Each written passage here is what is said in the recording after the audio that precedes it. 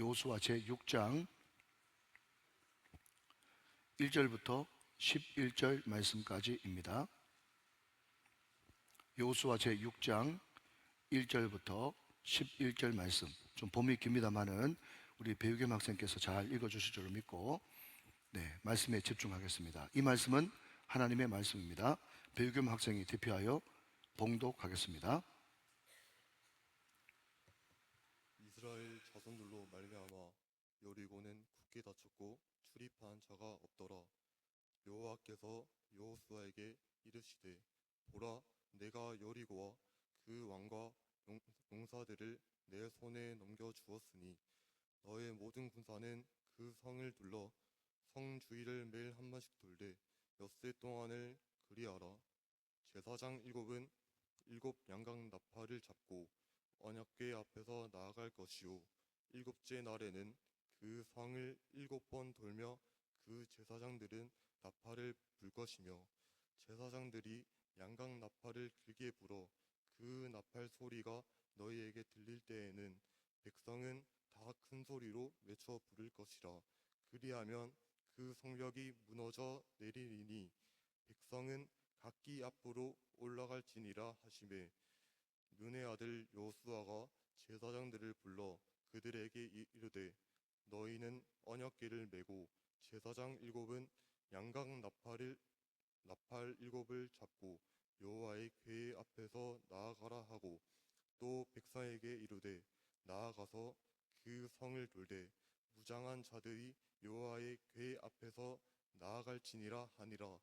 여호수아가 백성에게 이르기를, 마침에 제사장 일곱은 양각 나팔 일곱을 잡고 여호와 앞에서 나아가며 나팔을 불고 여호와의 언약궤는 그 뒤를 따르며, 그 무장한 자들은 나팔 부는 제사장들 앞에서 행진하며 후군은 궤 뒤를 따르고 제사장들은 나팔은 불며 행진하더라. 여호수아가 백성에게 명령하여 이르되, 너희는 외치지 말며 너의 음성을 들리게 하지 말며 너의 입에서 아무 말도 내지 말라. 그리하다가 내가 너희에게 명령하려 외치라 하는 날에 외칠지니라 하고, 여호와의 궤가 그 성을 한 번 돌게 하고 그들이 진영으로 들어와서 진영에서 자니라. 아멘. 귀한 말씀 잘 봉독해 주셔서 대단히 감사합니다. 자, 우리 옆에 분들과 한번 반갑게서 하실 때 구슬 훌쩍 뛰어넘어 베스트 인생 되세요. 한번 인사하시기 바랍니다. 시작. 구슬 훌쩍 뛰어넘어 베스트 인생 되세요. 아멘. 오늘 은혜 받으면 그렇게 될 줄로 믿습니다. 어제 유년부 친구들이 집회를 했는데 제가 1시간 반 집회를 인도했고 그 뒤에 선생님이 또 1시간 넘게 인도를 했어요. 우리 초등학교 1, 2, 3학년인데 3시간 스트레이트로 은혜를 받았는데 감당이 됐을지 모르겠습니다. 오늘 이 시간에 이 말씀을 통해서 더 큰 은혜를 받는 귀한 유년부와 우리 모든 성도들 다 되시기를 주님의 이름으로 축원합니다. 제가 아는 어떤 목사님이 여호수아 6장 여리고에 대해서 설교를 하면서 무슨 재미있는 그런 사건이 없나 하면서 인터넷 검색을 해봤더니 어떤 사람이 이런 글을 올렸다고 그래요. 그 사람이 아마 예수를 안 믿었던 사람이 뭐예요? 그럼 제가 적어왔습니다. 들어보시죠. 제목이 뭔가 하면 삼국지에 나오는 적벽대전과 여리고 전투 중에 어떤 게 더 황당한가? 이게 제목이에요. 여러분, 제 설교를 들으시려고 그러면 좀 이렇게 역사적 배경도 좀 알고 그래야 알아들을 수가 있어요. 여러분, 적벽대전이 뭔가 하면 삼국지에 나오는 유명한 전투죠. 조조와 또 유비 연합군과 싸우게 되는데 이 조조가 큰 배 함대를 이끌고 내려오니까 도무지 당해낼 수가 있어야지. 오로지 당해낼 수 있는 유일한 방법은 이 불화살을 쏴가지고 화공 전투로 이겨야 되는데 이놈의 바람이 북서풍이 불어가지고 도무지 화살이 날아가질 않는 거예요. 그때 유비척에 서 있었던 제갈 공명이가 누구한테 기도했는지 모르겠지만은 3일 동안 기도를 척 하고 나서 갑자기 자기가 들고 있는 부채를 가지고 확 한번 이렇게 휘둘렀더니 갑자기 바람이 북서풍이 불다가 동남풍이 부는 바람에 불화살이 그 함대로 막 날아가서 이겼다. 예, 이것이 적벽대전이라고 하는 유명한 삼국지에 나오는 전투예요. 그런데 여러분, 제갈 공명이가 부채를 한번 탁 치니까 바람 방향이 바뀌었다. 얼마나 황당해요. 그런데 그 인터넷에 있는 글을 읽어보면 이 사람은 여리고 전투가 더 황당하다는 거예요. 왜 황당합니까? 하루에 한 바퀴씩 6바퀴, 마지막 제 7일째는 7바퀴 돌고 나팔 불고 괌 질렀더니 여리고성이 무너졌다. 이것만큼 황당한 게 더 어디 있겠냐. 그래서 그 밑에 여러분 제가 한번 확인을 해봤는데 댓글이 달렸어요. 댓글이 3개 달리는데 1번이 뭔가 하면요, 뻥이야. 여리고가 뻥이라는 거죠. 두 번째 2번, 저절로 무너졌다니 황당하다. 이게 2번이에요. 3번이 뭔가 하면요, 나도 위의 말에 동감한다. 이게 여리고를 바라본 원투쓰리의 댓글입니다. 여러분 그렇죠? 여러분 부채 한번 탁 쳤더니 바람 방향이 바뀌었다라는 것 이상으로 7바퀴 돌았더니 총 13바퀴 돌았더니 그 견고한 여리고성이 무너졌다. 이것도 황당하기 그지없는 사건임에 틀림이 없습니다. 자, 그런데 여러분 생각해 보십시오. 여리고는 그렇다 치더라도 그러면요, 홍해 갈라진 것은요, 요단강 갈라진 것은요, 불기둥 구름기둥은요, 만나와 메추라기는요. 그러니까 성경에 여러분 구약뿐만 아니라 신약 성경에도 보면 여러 가지 기적 같은 일, 믿음의 눈으로 보지 않으면 황당하게 거지없는 일들이 성경에 많이 기록되고 있단 말이죠. 무슨 말입니까 여러분? 항상 우리 인생이든지 성경이든지 하나님이라는 그분을 빼놓고 생각하면 모든 사건이 다 황당한 거예요. 그러나 하나님이란 분이 개입하시면 황당한 그 사건도 역사적 사실로 일어나게 될 줄로 믿으시기 바랍니다. 여러분 창세기에 보면 아브라함이 100세에 사라가 90세에 아들을 낳았어요. 하나님의 천사가 나타나가지고 하는 말이 내년 이맘때 이런 일이 있을 것이다 그렇게 이야기하니까 아브라함도 안 믿고 사라도 웃었어요. 그 사라가 웃는 바람에 이름이 이삭, 웃음이 되어버렸죠. 아브라함도 안 믿고 사라도 안 믿으니까 하나님의 천사가 이렇게 이야기합니다. 창세기 18장 14절 말씀을 보니까 여호와께 능하지 못한 일이 있겠느냐? 할렐루야. 여호와께 능하지 못한 일이 있겠느냐? 이런 것은 성경을 좀 바꾸면 안 돼요. 옛날 성경에는 여호와께 능치 못할 일이 있겠느냐? 하나님이 하시면 100세가 아니라 200세가 돼도 얼마든지 아들을 낳고도 남는다는 것입니다. 사랑하신 여러분, 우리가 이 하나님을 우리 인생 가운데 개입시키지 않으면 우리는 인생에 역전도 없고 기적 같은 일도 없고 깜짝 놀랄 만한 일도 우리 인생 가운데 전혀 일어나지 않아요. 그러나 세상 사람들이, 믿음 없는 사람들이 볼 때는 황당에 거지없는 그 여리고가 무너진 이 사건, 그게 개입하신 하나님, 그 하나님이 내 인생 가운데 개입하기 시작하면 죽은 자도 살리고 없는 것도 있는 것 같이 부르고 무에서 유를 창조하고, 여러분 사막에 강을 내고 광야에 길을 내는 놀라운 기적 같은 사건이 오늘 우리에게도 계속 일어나게 될 줄로 믿으시면 아멘 하시기 바랍니다. 여러분 이 신앙, 이 믿음을 가지고 있는 사람은요 반드시 이런 믿음이 있어야 된다는 겁니다. 자, 여러분 오늘 본문 1절 말씀 한번 보시겠습니다. 이스라엘 자손들을 말미암아 여리고는 굳게 닫혔고 출입하는 자가 없더라 그랬습니다. 자, 여리고가 엄청난 성인데 문이 굳게 닫혔고 출입하는 사람이 없어요. 왜냐하면 이스라엘 자손들이 쳐들어올 것을 생각하고 벌벌 떨고 있기 때문에 그렇죠. 자, 여호수아 2장을 제가 설교할 때 그림을 보여드렸습니다만은 몇 주 지났기 때문에 한 번 더 여리고 그림을 보여드리도록 하겠습니다. 여러분 970만 평쯤 되는 서초구의 한 4분의 3 정도 되는 크기라고 말씀을 드렸습니다. 서울 서초구 말이죠. 자, 그런데 이 여리고는 두 성으로 이어져 쌓여 있어가지고 외성이 있고 내성이 있다고 말씀을 드렸습니다. 그 다음 그림 보여주시면, 그런데 여러분 이 높이가 어마어마합니다. 그리고 그 두께가 6m 내지 8.5m 정도까지 된 게 있어가지고 마차가 왔다 갔다 할 수가 있는 거예요. 그리고 저 중간에 여러분 35도 각도로 기울어져 있는 거기 넓이가 5m 정도 되어져요. 그리고 각종 여러분 장애물이 있기 때문에 말 그대로 도무지 어떻게 할 수 없는 난공불락과 철옹성입니다. 그러나 그럼에도 불구하고 저 여리고를 점령하지 않으면 안 될 이유가 있는 거예요. 자, 됐습니다, 여러분. 자, 먼저 여러분 적용을 한번 해보십시다. 우리 인생 가운데 여리고가 있어요. 난공불락입니다. 그럼에도 불구하고 그런 성을 만났다고 해서 우리가 다 포기하고 그만둬 버리면요, 우리 인생은 완전 실패 인생으로 끝나버리는 거예요. 그러니까 이 여리고 이야기는 남의 집 이야기가 아니라 우리 이야기입니다. 왜 우리 이야기입니까? 우리 인생 가운데 여리고라고 하는 난공불락을 만날 수밖에 없다. 나는 피하고 싶지만 그럼에도 불구하고 피하지 못할, 반드시 맞닥뜨려야 될, 직면해야 될 그런 여리고는 항상 우리 가운데 있다는 겁니다. 그런 의미에서 이 이야기는 우리 이야기다. 믿으시면 아멘. 자, 그런데 그 여리고를 점령해야 될 만한 이유는 뭔가 하면요, 아시다시피 여호수아는 총 24장으로 되어 있는데 그 24장 가운데 가나안 전투가 6장부터 12장까지 펼쳐져 있습니다. 그 중에서도 6장부터 8장까지가 중부전선, 그리고 9장부터 10장까지가 남부정선, 그리고 11장, 12장이 북부정선이에요.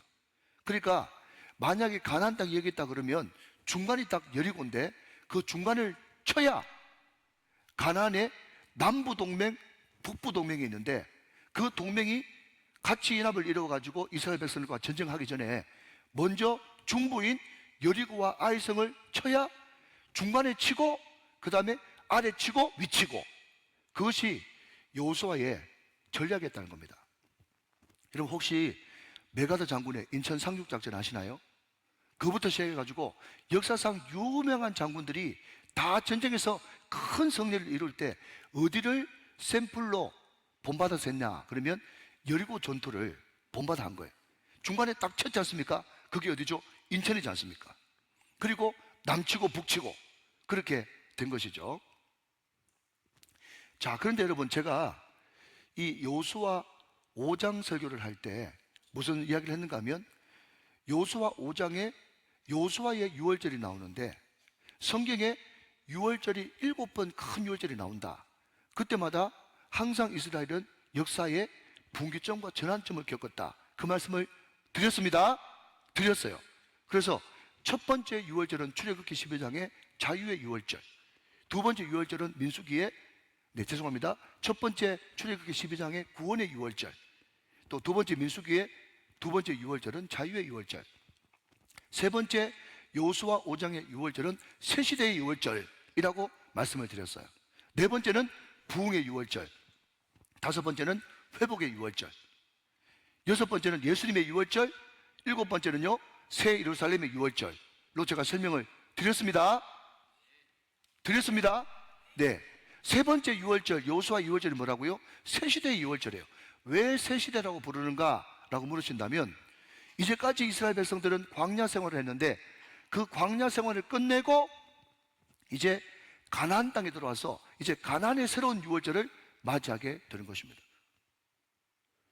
여러분 가만히 생각해 보면요, 이스라엘 백성들이 40년 동안 광야 생활을 할 때는요 항상 전쟁 양상이 뭐였는가 하면 방어였습니다. 방어. 잘 들으십시오. 자, 첫 번째 교훈입니다. 광야 40년 동안 이스라엘의 전쟁은 뭐였다고요? 방어였어요. 막아내기 급급했다는 것입니다. 왜요? 전력이 딸리고 훈련이 안 됐으니까. 그런데 이제 요단강을 건너서 가나안에 들어가고 난 다음에 이스라엘 백성들의 전쟁은요 항상 공격입니다. 공격. 여리고를 공격하죠.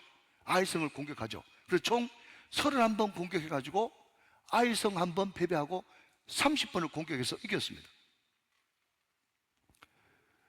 여러분 제가 이 말씀을 드리는 이유가 뭔가 하면 교회도 마찬가지라는 거예요. 지금 코로나 이후에 많은 교회들이 방어하기만 급급합니다.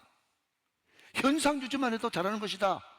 이 어려운 시대 때 현상 유지만 해도 선방한 것이다. 한국교회가 지금 위기인데 이 위기 속에서 그냥 현상 유지만 잘하는 것도 얼마나 대단한 것인가 하면서 자꾸 방어하기만 급급하다는 거예요. 그러나 여러분 교회는 절대로 그런 교회가 아닙니다. 마태복음 16장 18절 말씀을 보니까 그렇게 이야기하고 있습니다. 또 내가 네게 이르노니 너는 베드로라. 내가 이 반석 위에 뭘 세우리니 내 교회를 세우리니 음부의 권세가 이기지 못하리라 그랬어요. 여러분, 여기에 음부의 권세, 이 권세라는 단어가 헬라어로 필레라고 하는 단어인데, 이 필레가 무슨 뜻인가 하면요, 게이트, 도어, 문이에요. 문. 그러니까 여러분, 성경이 이야기하는 교회, 자, 무조건 모르면 나라고 하십시오. 교회가 누굽니까? 나예요. 믿는 나. 믿는 우리들의 모임이 교회지 않습니까? 교회는요, 음부의 권세를 쳐들어가는, 공격하는 교회입니다. 이것을 좀 어려운 말로 전투하는 교회라고 조직신앙에서는 그렇게 말하고 있습니다. 그런데 이 전투하고 공격하는 것이 총칼로, 창으로 공격하는 것이 아니라, 여러분, 지금 이스라엘 백성들이 항상 언약궤를 앞세우고 나팔을 불지 않습니까? 나팔. 자, 그런데 이 이스라엘 백성들이 민수기에도 나팔이 나오고 오늘 여기도 나팔이 나오는데, 이스라엘 백성들 제사장들이 부르는 나팔은 두 가지입니다. 자, 나팔 그림 한번 보여주시면 좋겠는데요. 자, 여러분, 왼쪽에는 뭐라고 되어 있죠? 소파르라고 되어 있습니다. 소파르가 뭔가 하면요, 양각 나팔이에요. 양의 뿔 나팔, 그게 소파르 이렇게 부르고요. 자, 여러분 보시기에 오른쪽은 하초츠라고 하는데, 이 하초츠는 뭔가 하면 은나팔입니다. 쇠나팔이에요. 그러면 이 하초츠는 뭘 할 때 부는 나팔인가 하면요, 민수기에서 전쟁을 선포할 때 부는 나팔이 하초츠, 은나팔입니다. 그러면 소파르라고 하는 이 양각 나팔을 언제 부른가 하면요, 제사장이 제사를 선포할 때, 그리고 평화를 선택할 때, 평화를 선포할 때 부른 나팔이 양각 나팔이에요. 자, 여러분 잘 들으십시오. 지금 이스라엘 백성들이 여호와의 군대로서, 자, 예수님이 누구라고요? 여호와의 군대의 대장이라고 지난주에 들으셨죠? 자, 지금 여호와의 군대 이스라엘이 여리고와 전투를 하는데, 공격을 하는데 나팔을 불어야 되지 않습니까? 전쟁이 시작됐으니까.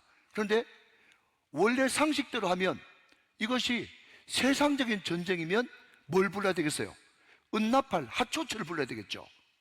그런데 오늘 성경 말씀을 쭉 읽어보시면 이스라엘 백성들이 전쟁을 하는데 무슨 나팔을 불고 있다? 양각 나팔을 불고 있단 말이죠. 양각 나팔을 불고 있다. 이것도 큰 포인트 중에 하나입니다. 그러니까 지금 제사장들이 양각 나팔을 불고 있다는 말은 무슨 말이죠? 지금 이 전쟁은 세상 전쟁이 아니라 영적 전쟁이다. 하나님이 대장 되시는 영적 전쟁이다. 이미 하나님이 가나안 땅에 들어와서 이 땅도 하나님이 통치하셔야 될 나라고 땅이다.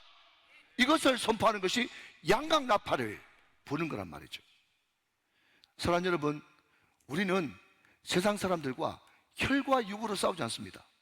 세상 무기로 싸우지 않습니다. 우리는 이 영적 전쟁에서 복음으로 세상 사람들에게 화평을 선포하는 것입니다. 여러분, 이것이 여호와의 전쟁이고 우리 대장 되시는 예수님이 앞장서 나가시는 영적 전쟁인 것입니다. 믿으시면 아멘.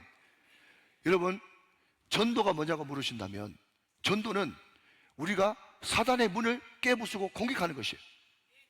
사단의 문을 예수의 이름으로, 복음으로, 글쎄의 보혈로 여러분 우리가 공격하고 나아갈 때, 사단은 어떻게 하든지 그 문을 뺏기지 않으려고 어떻게 하든지 그 문을 꽉 잡고 한 영혼이라도 지옥불에 데려가려고 발버둥치는 그런 모습이란 말이죠. 그러나 그럼에도 불구하고 문들아 머리 들으라, 시편 27편 4절 말씀에 문들아 머리 들으라.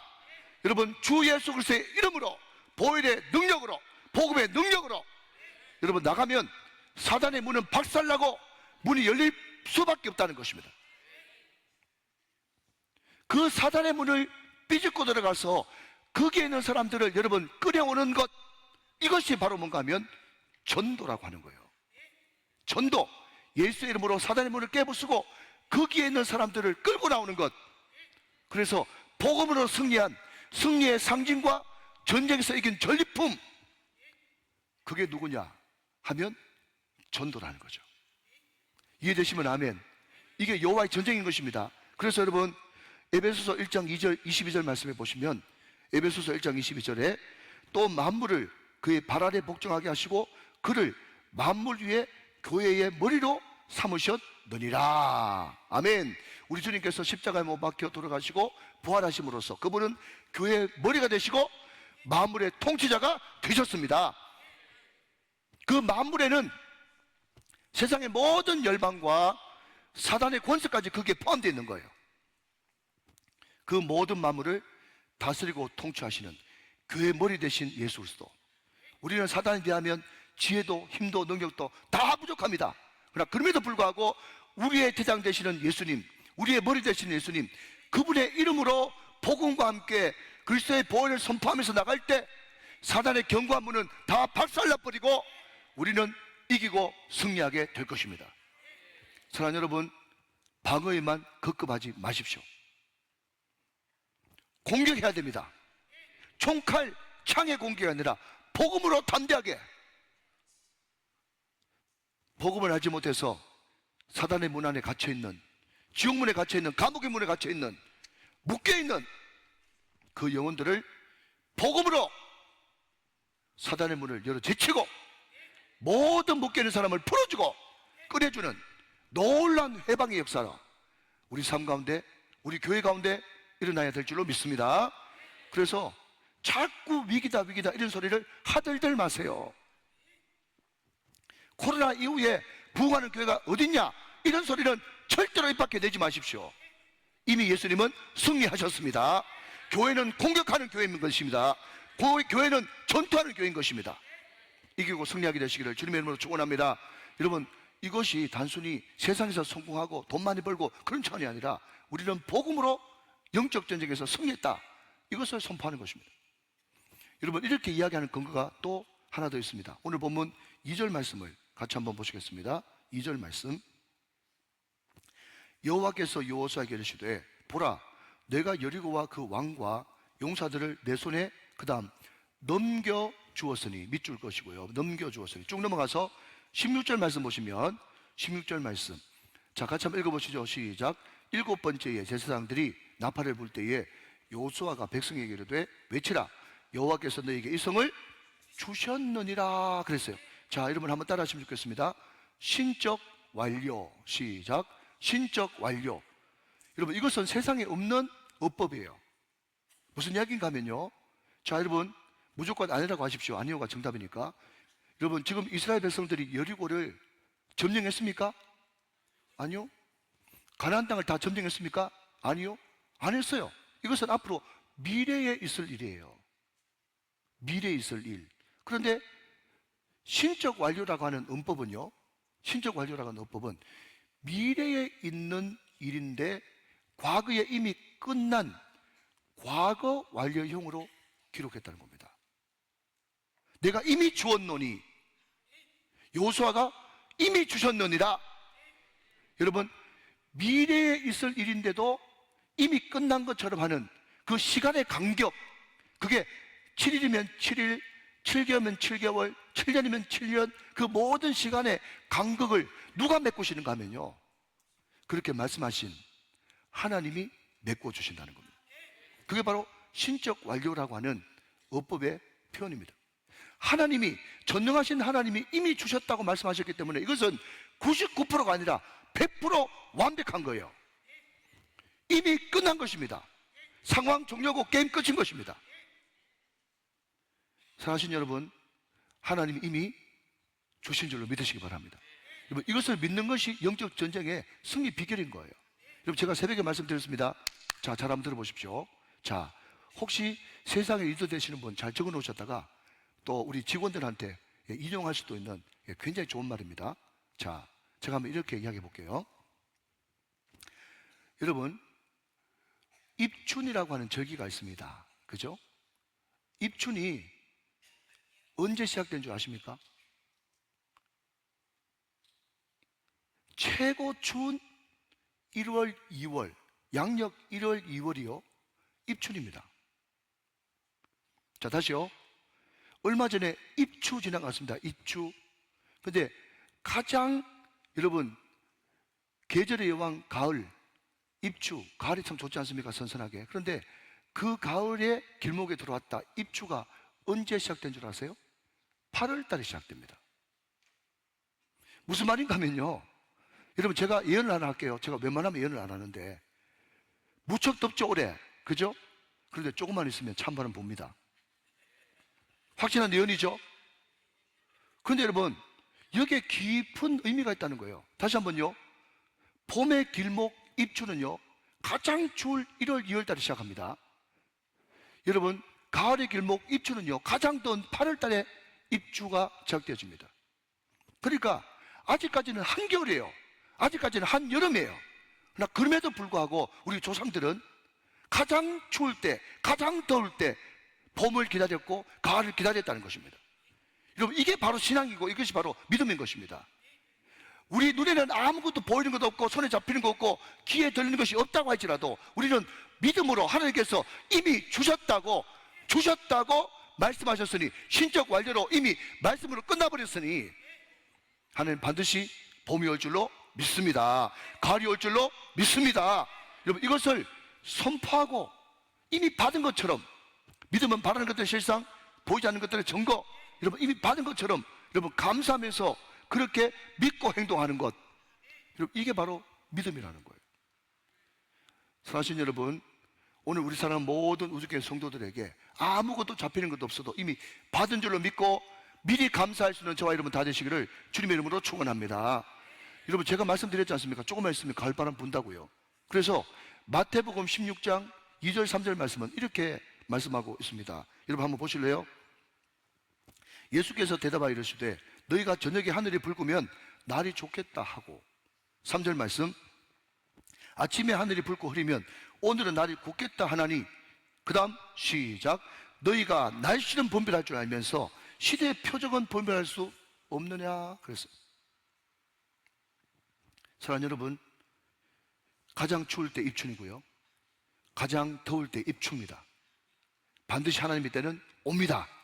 그렇기 때문에 우리 때에 맞춰서 무엇을 하지 말고 하나님의 때, 하나님의 방법으로. 하나님, 좋은 방법 없습니까? 좋은 방법이 밥 먹여주는 게 아닙니다. 여러분 잘 들으십시오. 좋은 방법 없을까? 예, 목사님 좋은 방법 없을까요? 좋은 방법이라고 일 해결 안 됩니다. 하나님의 방법이 제일 좋은 방법입니다. 많은 사람들이 자꾸 좋은 방법 찾습니다. 좋은 방법을 해봤자 일이 안 되는데 일이 되도록 해야지. 일이 되도록 하는 것은 하나님의 방법인 줄 믿으시기 바랍니다. 우리가 그것을 바라보고 하나님의 때를 기다릴 줄 아는 거예요. 이미 이루어진 줄로 믿고. 할렐루야, 믿으시면 아멘. 자, 여러분 이제 좀 더 구체적으로 짧게 그러면 여리고는 어떻게 구체적으로 무너졌는가?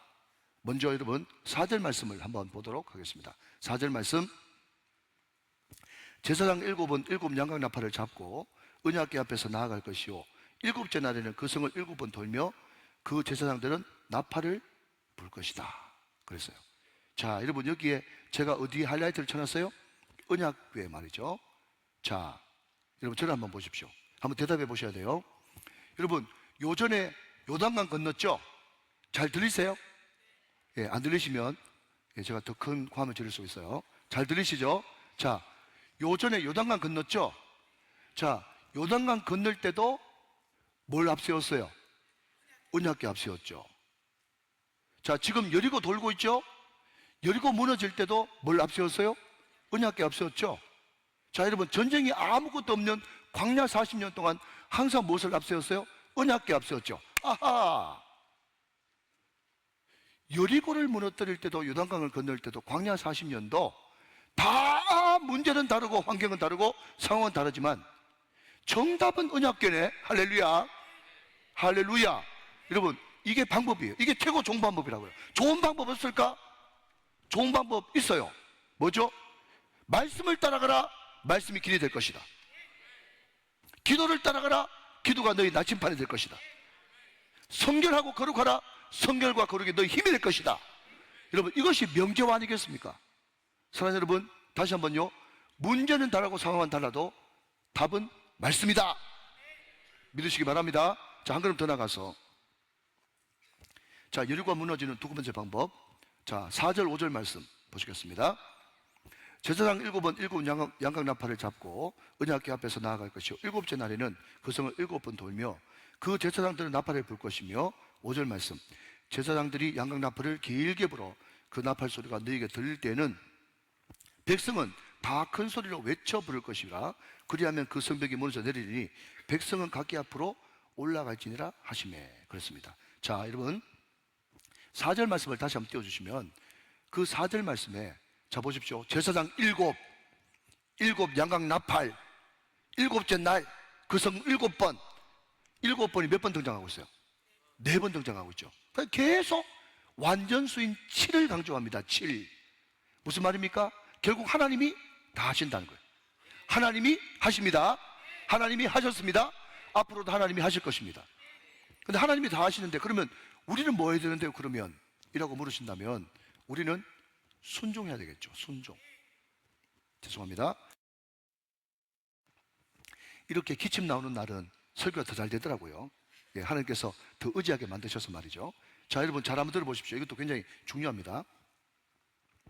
제가 창세기부터 말라기까지 쭉 한번 읽어보니 이스라엘의 표현 방식이 그래서 그렇겠지만 만약에 하나님이 이렇게 말씀하셔가지고 이렇게 됐더라 이렇게만 기록하면요 성경이 구약이 3분의 1 정도는 줄어들었을 거예요. 잘 들어보십시오. 그런데 구약의 표현 방식은 항상 어떻게 표현하는가 하면요 하나님이 이렇게 말씀하셨어요. 잘 들어보세요. 하나님이 이렇게 말씀하셨어요. 그 말씀을 듣고 똑같이 안 그래도 지금 빨리 진도 나가야 되는데 똑같은 게 또 반복돼요. 이스라엘이 하나님이 이렇게 말씀하신 대로 이렇게 행하였더라. 그랬더니 하나님께서 이렇게 말씀하신 대로 되었더라. 이런 방식으로 계속 돼 있단 말이죠. 반대로 하나님은 이렇게 말씀하셨는데 똑같은 내용 한 번 더 쓰면서 이렇게 행하여야 하나 그렇게 행하지 못했는데 그런 바람에 이렇게 되었다 하면서 말씀 순종 내지는 불순종 그 결과 이 중간의 거를 자꾸 한 번 더 쓰니까 성경이 길어진 거예요. 여러분 한번 봐보세요. 그래서 오늘 여러분 4절 5절 말씀 있잖아요. 그것을 한 번 이야기하면 되지 않습니까? 그런데 6장을 쭉 읽어보면 나팔이 얼마나 많이 나온다고. 나팔이 똑같은 말이 계속 반복되나 봐요. 똑같은 말이. 이거 무슨 말입니까? 그만큼 하나님께서 말씀대로 순종하기를 원했다는 거예요. 말씀대로 순종하기를 원했다는 거예요. 자, 그러면 여러분 우리가 순종을 제대로 하려고 그러면 복잡한 거 다 떼고 그죠? 딱 명제화를 시켜야 되겠죠? 자, 여러분 제가 신앙생활에 너무너무 중요한 이 순종을 3가지로 딱 요약합니다. 한번 따라 하시면 좋겠습니다. 한번 따라해 보십시오. 자, 뭐라고 따라 하시는가 하면요 이렇게 따라 합시다. 신뢰, 시작. 신뢰. 두 번째는 첫걸음, 시작. 첫걸음. 세 번째는 끝까지, 시작. 끝까지. 순종이 뭐냐? 라고 물으신다면 신뢰하는 것이고 첫걸음 떼는 것이고 끝까지 가는 것이다. 이게 순종이에요. 자, 여러분 하나님께 순종하려고 그러면 먼저 말씀에 대한 신뢰가 있어야 되겠죠. 자, 이순신입니다. 믿음은 이순신, 말씀은 이순신. 이순신이 뭐냐고 물으신다면 할 수 있는 것은 순종, 할 수 없는 것은 신뢰. 이게 이순신입니다. 그러니까 우리가 순종하려고 그러면 하나님은 참 좋은 분이셔 라고 하는 신뢰가 있어야 되는 거예요. 자, 두 번째, 신뢰가 있어도 첫걸음 안 떼면, 퍼스트 스텝 안 떼면 아무 소용 없습니다. 제사장들처럼 벌벌 떨더라도 여러분 터치, 첫걸음을 떼야 되는 거예요. 여러분, 그리고 세 번째, 여러분 나만도 마찬가지고 오늘 이스라엘 백성도 마찬가지고 여러분 12바퀴 돌고 끝나버리면 안 되는 거예요. 마지막 13바퀴 돌아야 그 여리고가 무너지는 겁니다. 그전에는 우직 우직 우직 하는 소리, 돌 떨어지는 소리, 그 소리 한 소리도 안 들렸습니다. 13바퀴 돌고 나팔 불고 외쳐야 끝까지 순종해야 무너져 내리는 거예요. 자, 여러분 한번 따라 합시다. 신뢰, 첫걸음, 끝까지. 요게 순종의 3대 요소입니다. 야, 오늘 여러분 100만원짜리 받으셨죠? 아멘이십니까? 여러분 순종을 해야 은혜를 받는데 여러분 이 3가지는 다시 신뢰, 첫걸음, 끝까지 이 3가지를 꼭 가져서서 순종함으로 은혜 받으시기를 주님의 이름으로 축원합니다. 자, 세 번째는요. 세 번째는 뭔가 하면 침묵입니다. 자, 첫 번째는 말씀. 두 번째는 순종, 세 번째는 침묵입니다. 자, 여러분 10절 말씀 같이 보겠습니다. 10절 말씀. 여호수아가 백성에게 명령하여 이르되 너희는 외치지 말며 너희 음성을 들리게 하지 말며 너희 입에서 아무 말도 내지 말라. 그리하다가 내가 너희에게 명령하여 외치라 하는 날에 외칠지니라 하고 그랬습니다. 자, 여러분 저를 한번 보십시오. 여러분 이런 말 들어보셨습니까? 하나님은 말씀으로 역사하시고 사단은 말로 절단낸다, 이런 말이 있어요. 이런 것도 좀 받아 적어야 되는데, 다시 한번요. 하나님은 말씀으로 역사하시고 사단은 말로 패망시켜요. 절단낸다는 말은 제 버전이고, 사단은 말로 우리를 무너뜨리는 거예요. 여러분 이스라엘 백성들이 왜 무너졌습니까? 왜 2년이면 충분히 들어갈 수 있는 그 길을 40년 동안 뺑뺑이 돌았죠? 결국 말 때문이에요. 너희 말이 내 귀에 들리는 대로 행하리니. 이스라엘 백성들이 비비원불하는 그 말 때문에 2년 안에 11일 안에 들어갈 수 있는 그 가까운 거리를 40년 동안 뺑뺑이 돌았단 말이죠. 여러분 가만히 여호수아가 놔뒀으면요 이스라엘 백성들이 또 오만 소리 다 했을 겁니다. 그 중에 A군은 하는 말이 뭔가 하면, 우리 지금 뭐 하고 있는 거야? 남자 장정만 60만 명, 200만이, 그죠? 그 1시간, 그 서초구의 4분의 3이니까 1시간 그냥 자박자박 걸으면 3시간. 그냥 처음에 걸었을 때는 이러고 사람들이 바짝 긴장했겠죠. 그런데 아무 소리 안 하고 퇴근하네. 이게 뭐지? 여러분 중략하고 한 3일째 4일째 돌았을 때는요 여리고 사람들이, 제가 여호수아 6장으로 신방을 가보니까요 여리고 사람들이 그 밑에 막 뺑뺑이 돌고 있는 사람들한테 욕 엄청나게 하더라고요. 너 미친 거 아니야? 도는 거 아니야? 전쟁을 하려고 하는 거야? 여러분 그 이야기를 듣고 밑에 사람들이, 맞아, 저 사람들 맞아, 저 사람들 말이 맞아, 이거 뭐지? 우리 바보 아니야? 멍청이 아니야? 그랬으면 순식간에 이스라엘이 또 울고 불고 자중질환이 일어나고 난리법석이 났을 겁니다. 그때 여러분 전쟁 중에 있기 때문에 여호수아가 입 다물어 군령으로, 군사명령으로 입 다물어, 아무 말도 하지 마. 이것을 우정교에서는 입 꾹 다물고 기도해라, 이게 우정교의 버전이에요. 여러분 어떤 순간에도 입을 열지 않고 하나님이 하실 일을 기대하면서 입 꾹 다물고 기도할 줄 아는 사람, 이 사람이 승리의 사람이에요. 믿으시면 아멘. 여러분 말을 막 하는 사람들을 세상 사람들이 두려워하는 것이 아니라 분명히 비비원불을 해야 되는 그 와중에 입을 꾹 다물고 침묵하고 기도한 사람을 세상 사람들은 훨씬 더 무서워한다는 것을 아십니까 여러분? 자, 어깨 펴자, 허리 펴자. 저를 한번 봐보세요. 제가 재밌는 이야기를 한번 해드릴게요. 실제로 있었던 이야기인데, 어떤 부부가 있었는데 부부가 너무 부부싸움을 많이 했대요. 너무 심하게 부부싸움을 하니까 부부가 하루는 우리에게 싸우지만 말고 전문가한테 가서 한번 물어보자 해가지고 정신과 의사 상담사한테 가서, 이렇게 부부싸움을 많이 하는데 그 부부싸움에 혹시 특효약이 없습니까? 그랬더니요 의사가 쭉 떴더니 하는 말이, 특효약이 있지요.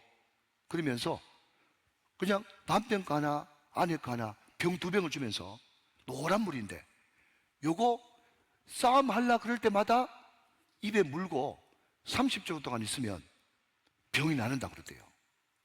그래가지고 부부가 그러는가 싶어가지고 아내 한 병, 남편 한 병 가져가가지고 싸우려 그러면 그 노란 병에 들어있는, 그 병에 들어있는 노란 물을 그냥 한 모금 먹고 30초 동안 입을 꼭 다물고 있으니까 싸움을 안 하더라네.